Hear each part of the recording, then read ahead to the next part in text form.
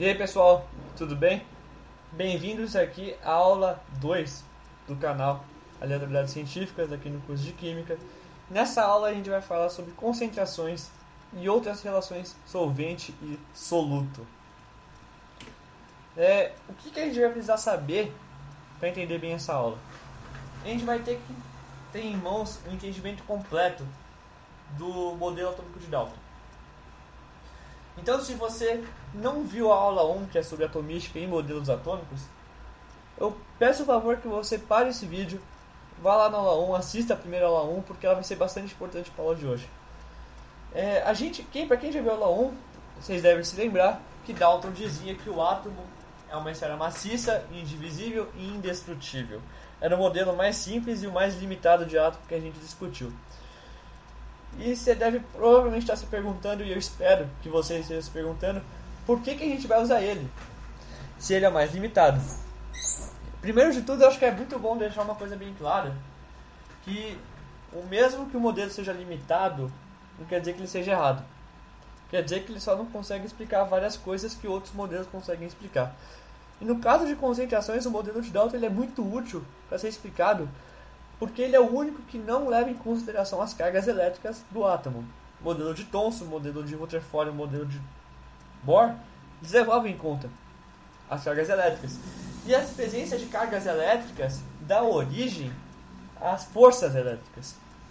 Cargas elétricas iguais se repelem e cargas elétricas opostas se atraem. E a gente não sabe trabalhar com isso, a gente não sabe ver e analisar em nível eletrostático e eletrodinâmico como isso vai afetar a nossa solução e como que isso vai afetar a concentração e a organização dos átomos no espaço. Então a gente não vai usar eles, justamente porque é muito complicado, e a gente vai usar só o de Dalton, porque o de Dalton ele é mais simples e a gente consegue trabalhar muito bem. Primeiro, alguns termos importantes que a gente vai usar nessa aula: o soluto, solvente e solução. Primeiro, soluto é aquilo que está sendo solubilizado. Por exemplo, se eu estou fazendo uma mistura de sal de cozinha e água, o meu soluto é o sal de cozinha e o meu solvente é a água. O solvente é o meio no qual eu solubilizo o meu soluto.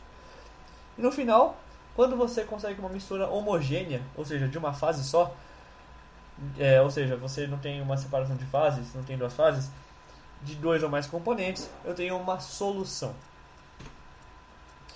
Para ficar um pouco mais claro como é difícil chegar nas conclusões que a gente vai chegar daqui a pouco, e como não é óbvio chegar nessas conclusões, eu vou pedir e eu vou exigir um pouco da imaginação de vocês. Eu vou pedir para que vocês considerem que nós somos cientistas do século XIX. A gente já tem noção dos modelos de Dalton, de Thomson, e a gente quer entender como esse conceito de concentração atua no nível microscópico. A gente já sabe como funciona a concentração no nível macroscópico, usando massa como referência. A gente não faz a menor ideia de como ocorre no nível microscópico. A gente não entende muito bem ainda como funciona como os átomos funcionam e se organizam no espaço, mesmo tendo em mãos o modelo de Dalton. Então, na verdade, a gente tem um modelo bem limitado e a gente quer trabalhar com ele. A gente sabe, primeiramente, como eu já falei, o conceito relacionado à concentração macroscópica, que é chamada de concentração comum, em muitos casos, que vai depender, basicamente, de dois fatores: a massa do soluto que eu estou colocando e o volume da minha solução. Quanto maior a massa que eu vou colocando, quanto mais soluto eu vou colocando, mais concentrada a minha solução fica em relação a esse soluto.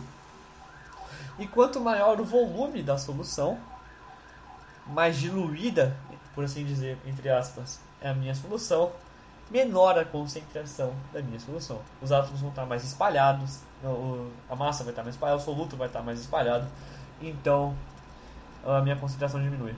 Sendo assim, a gente pode descrever a concentração como a relação entre massa e volume, com a massa sendo dividida pelo volume. Ou seja, a concentração é igual a massa sobre o volume. Fazendo a análise dimensional dessa fórmula, a gente tem que a massa do soluto é em quilogramas, segundo o Sistema Internacional de Unidades. O volume da solução está em litros. E fazendo uma análise dimensional, o padrão de medida da concentração no Sistema Internacional de Unidades é quilograma por litro ou quilograma vezes litro a menos 1. Se você tem problema em usar as unidades do padrão internacional de medidas, ou também tem problemas em fazer uma análise dimensional simples como essa que eu fiz agora, eu recomendo muito fortemente que você pare esse vídeo e veja o vídeo 1, a aula 1 do canal das aulas de física aqui do canal, que é a aula que trata justamente de unidades de medida e análise dimensional de incógnitas e fórmulas para você saber qual que é o padrão de medida de uma incógnita que você não sabe qual que é, ou saber o padrão de medida de uma incógnita que você conhece, que no nosso caso é a concentração. Se você tem dificuldade com isso, por favor, veja essa aula. Se você não tem, você sabe fazer esse tipo de coisa, vamos seguindo. Muito bem, a gente está no nosso laboratório. A gente sabe 3 coisas já. A gente já tem uma boa noção de 3 conclusões que a gente pode tirar dessa fórmula. Como essa fórmula não tem nenhuma relação, não mostra nenhuma relação explícita com átomos e moléculas, com atomística em geral, essa fórmula não descreve a concentração em nível microscópico, só no nível macroscópico. Então ela é um tanto quanto inútil para nós, mesmo sendo um padrão de referência, ela não serve o que a gente quer. Então a gente tem que usar algum modelo atômico que permita que a gente permita descrever esse fenômeno no nível microscópico. E como eu disse, a gente vai usar o modelo de Dalton. E terceiro, que é a necessidade mais difícil, a mais difícil de ser encontrada ou descoberta, a gente tem que criar um padrão molecular para descrever a concentração em nível molecular. Por quê? A massa é o padrão macroscópico. A concentração comum ela depende de um padrão macroscópico. Como a gente não quer achar uma concentração que é diferente da comum, que é a concentração em nível molecular, a gente tem que achar um padrão molecular equivalente à massa, só que no nível subatômico, no nível atômico e subatômico. Isso é uma coisa muito difícil, vocês vão ver que não é fácil achar isso, não foi fácil achar isso, mas felizmente no século XIX, um contemporâneo nosso, um italiano chamado Amedeo Avogadro, ele lança as ideias iniciais e dá pistas sobre o que seria esse padrão. Ele estava realizando alguns experimentos com gases e ele descobriu que numa temperatura constante o volume de um gás era proporcional ao número de átomos ou moléculas desse gás através de uma constante que hoje a gente conhece como o número de Avogadro. Apesar do Avogadro não ter calculado e não ter descoberto o valor desse número nos seus experimentos, ele foi descoberto algumas décadas depois, só que o nome é número de Avogadro porque ele foi o iniciador, ele que introduziu as primeiras ideias do que seria essa constante. E isso foi muito importante porque algumas medidas que foram feitas algumas décadas depois, ainda no século XIX, mostraram que para qualquer substância você conseguia definir um padrão que mostrava que 1 mol de qualquer substância apresenta 6,02 vezes 10 a 23 átomos. Esse mol, essa unidade de medida que é o mol, ela é o padrão molecular aceito hoje em dia, e até hoje é aceita para descrever modelos atômicos e fenômenos microscópicos, não só na química, como também na física e também na biologia.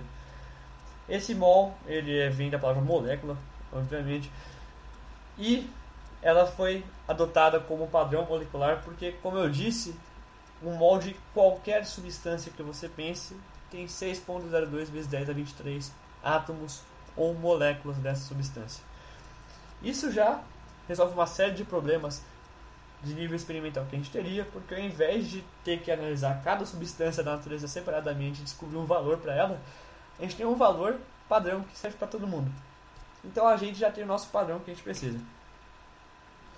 Fazendo agora uma analogia com a concentração em nível macroscópico, a gente pode pensar, por exemplo, que o volume vai ter o mesmo papel nos dois casos.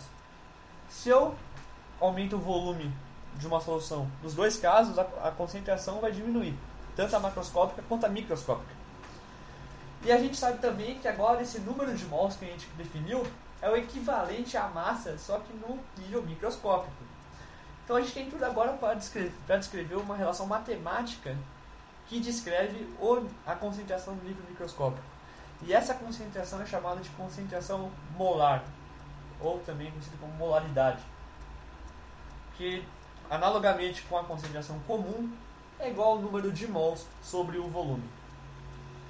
A abordagem é a mesma para chegar nessa conclusão. Fazendo agora de novo a análise dimensional dessa fórmula, o número de mols da amostra, que é o N, é dado em mol, o volume da solução é dado em litros, e a molaridade da solução é dada em mol por litro, ou mol vezes litro a menos 1. Tá bom, a gente já descobriu, a gente já resolveu o primeiro grande problema, que era descobrir o padrão molecular. Só que agora a gente tem outro problema. A gente está no século XIX, a gente não tem nenhum instrumento que permita que a gente, experimentalmente, a gente consiga achar o valor desse número de mols. Simplesmente, diretamente. Então a gente tem que achar um jeito de relacionar esse número de mols com uma coisa que a gente consiga medir. Essa é a chave para resolver o nosso problema. E a gente sabe que o conceito macroscópico que a gente usa é o conceito de massa. Então qual que é a chave do problema? É relacionar o conceito macroscópico, que é a massa, com o conceito microscópico, que é o número de mols. Desse jeito foi definido, e a gente vai definir assim também, um novo padrão de medida que relaciona esses dois, que é a massa molar, que representa aí a massa de um mol de uma determinada substância. Que a gente já sabe porque um mol tem o mesmo valor a qualquer substância, 6,02 vezes 10 a 23 átomos. Muito bem, a relação que descreve a massa molar é essa que está na tela, e ela é muito útil quando você quer justamente calcular o número de mols de uma amostra. Se você sabe a massa molar da substância, você sabe a massa da sua amostra, você sabe calcular o número de mols isolando o número de mols nessa fórmula. O que essa fórmula está mostrando? Fixando um número de mols, deixando um número de mols fixo e variando a massa, a gente percebe que quanto maior a massa molar. Isso já era esperado, porque afinal de contas o conceito de massa molar está totalmente ligado ao modelo de Dalton. A gente usou o modelo de Dalton para chegar nessas conclusões. E as bolinhas que representam os átomos no modelo de Dalton, o tamanho delas é proporcional à massa. Então quanto maior essas bolinhas, mais massa elas têm.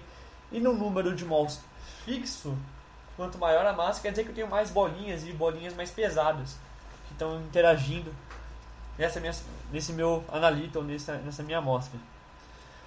Vendo agora do caminho reverso, se eu fixo o valor de massa e eu mudo o número de mols, quanto menor o número de mols, maior a massa molar. Por quê? Porque eu preciso de um número de mols pequeno, cada vez menor, para chegar numa massa específica. Isso quer dizer que as minhas bolinhas elas são grandes o suficiente para atingir uma grande quantidade de massa sem precisar ter muita quantidade de mols.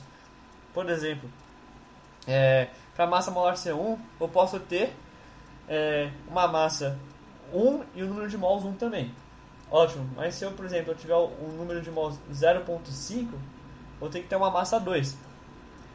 Então você pode perceber que essa relação aí ela é bem variável, ela é bem flexível, e por causa do modelo de bolinhas dos átomos de Dalton, você pode ter aí combinações de massa e número de mols variadas. Nessa fórmula, do mesmo modo que a gente fez nas outras, o M é a massa da amostra em quilos, o N é o número de mols em mol, e esse duplo M aí é a massa molar do composto em quilogramas por mol. Agora tem um último problema para ser solucionado. A gente conseguiu definir muito bem a massa molar para compostos aí monoatômicos. Cobre, hidrogênio, oxigênio e assim por diante.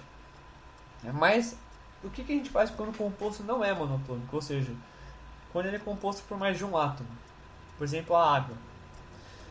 A solução que foi encontrada, que foi um pouco dificilmente encontrada experimentalmente e que foi comprovada posteriormente no século XX, é que a massa molar de um composto poliatômico é simplesmente a soma das massas molares dos átomos que constituem essa substância.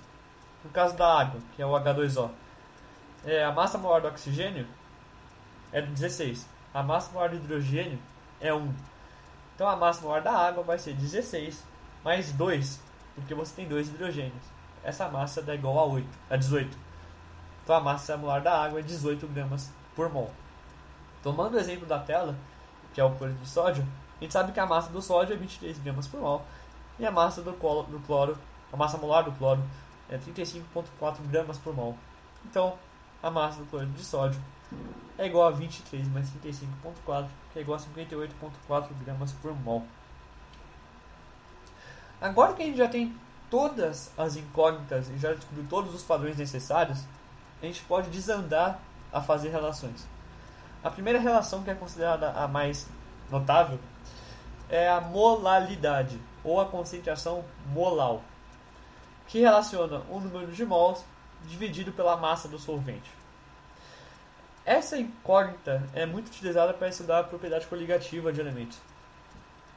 Por exemplo, se a concentração molar for muito baixa, é porque você tem muito pouco de soluto uma determinada massa de solvente. Se você tem pouco desse soluto misturado no solvente, é porque o soluto não é miscível no solvente. Você não consegue solubilizar bem esse soluto no solvente que você está analisando. Por outro lado, se essa molalidade tem um valor alto, é porque você tem um número alto de mols de soluto numa massa de solvente. Então quer dizer que esse soluto ele é bem miscível. Você consegue solubilizar esse soluto muito bem no solvente que você está analisando. Fazendo a análise dimensional dessa fórmula, o número de mols de soluto é dado em mol, a massa do solvente é dada em quilogramas e a concentração molar é dada em mol por quilograma. O título também é outra incógnita que é muito usada. Ele é simplesmente o ponderamento, a ponderação, quer dizer, entre a massa do soluto e a massa da solução. É uma relação massa-massa. E, como a gente já discutiu antes, uma solução é uma mistura entre um soluto e um solvente. Então você pode escrever a massa da solução como sendo igual à massa do soluto mais a massa do solvente. O que essa conta está te mostrando? Ela está te mostrando basicamente o quanto de soluto você tem na sua solução. Qual que é a parte de soluto que tem na sua solução e, por consequência, qual que é a parte de solvente que tem na sua solução. Esse valor de título ele apresenta dois valores extremos. Ou o título é igual a zero, isso acontece quando a massa do soluto é igual a zero, então quer dizer que você só tem solvente, a sua solução não tem nada, é só o seu solvente. Ou esse título vale 1. Isso acontece quando teoricamente a massa da solução é igual à massa do soluto.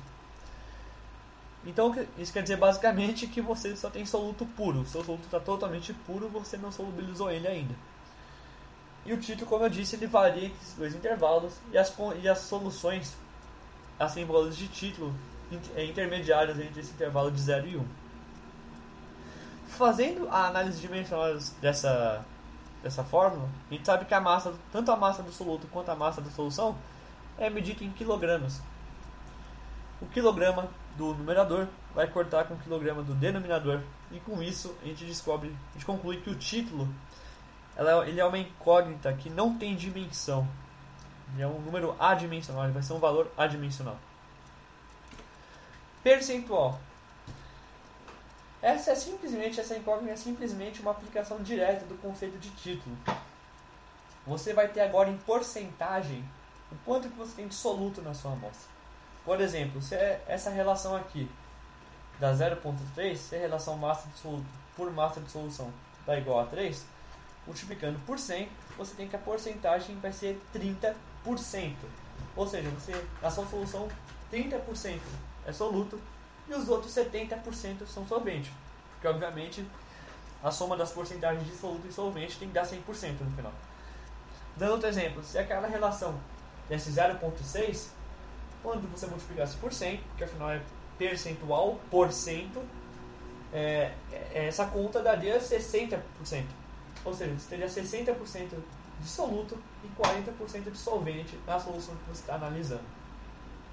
É simplesmente a mesma coisa que título, só que numa porcentagem que fica mais fácil de visualizar.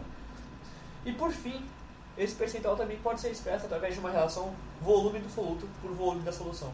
Uma relação volume-volume, que não é tão usada quanto a relação massa-massa, mas também ela é bem citada. Então, gente, essa aula vai ficando por aqui. Se você gostou da aula, curta aqui o vídeo. Bote um comentário do que você achou, críticas, sugestões. Compartilhe esse vídeo. E se inscreva aqui no canal Aleatoriedades Científicas para você sempre saber quando vai ter uma aula nova. Por fim, aqui na descrição do vídeo, a gente tem o blog do canal, que a gente comenta aí sobre ciência e tecnologia. Então, se você gosta de física, química em geral, dá uma olhada lá e eu tenho certeza que não vai se arrepender. Tudo bem? Então é isso, gente. Até a próxima aula.